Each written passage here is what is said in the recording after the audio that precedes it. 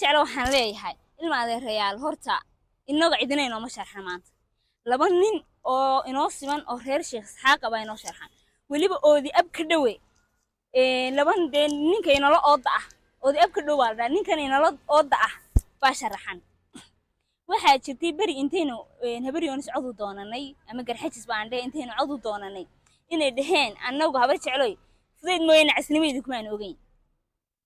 markii wayna rideen inana wayna giridnay waynu kala joognaa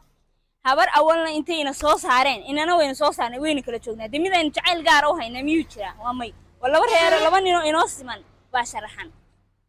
sababaynu kala xigsanaa ma jirto imika waxa inoo yimi garxajis waxay dhan cod baan idin ka rabnaa ilma adeeray inaan cod ka siino maceeba waa mayde codka waxaynu siinaynaa Cabdiraxmaan Maxamed Cabdilaahi Ciro